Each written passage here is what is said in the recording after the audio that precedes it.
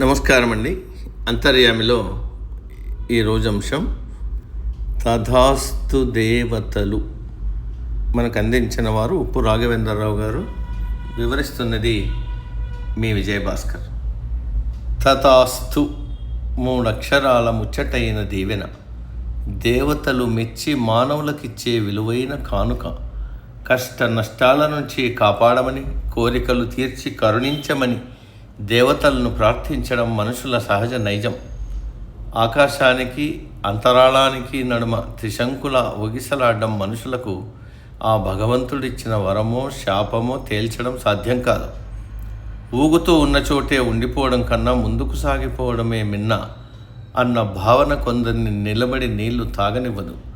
అటు స్వర్గానికి ఇటు నరకానికి కాకుండా మనిషి మధ్యన వేలట్టానికి కారణం లేకపోలేదు. పైవారికి అనగా దేవతలకు చావు రాదు, కిందివారికి అంటే దానవులకు చావంటే భయం లేదు. మధ్యముడైన మనిషికే చావు తప్పదు. అందుకే అదంటే అంత భయం. మనిషి పూర్తిగా చెడ్డవాడని కానీ 100% మంచివాడని కానీ చెప్పలేం. కాకపోతే దివ్య మానవుడిగా ఎదిగే అవకాశం ఉన్నవాడు సాధన ద్వారా జీవితంలో అనుకున్నది సాధించగలడు. ఏదో ఒకరోజు పూర్ణత్వం సంపాదించుకోవచ్చు. అందుకు మానవ ప్రయత్నం అవసరం. అది సఫలం కావడానికి దైవబలము తోడు కావాలి. చిత్తశుద్ధితో బుద్ధి ఏకాగ్రం చేయగలిగితే ఎంతటి భోగ లాలసుడైన యోగ సిద్ధీశ్వరుడిగా మారవచ్చు. అందుకు పెట్టుబడి, పట్టుదల, అవిరళ కృషి, పట్టు విడవని విక్రమార్కుడు ఎన్నో సాహస కార్యాలు సాధించి దేవి అనుగ్రహం పొందాడు. మనం తలవకపోయినా కొలవకపోయినా పైనుంచి అదృశ్య శక్తులు మనల్ని వీక్షిస్తూనే ఉంటాయంటారు పెద్దలు.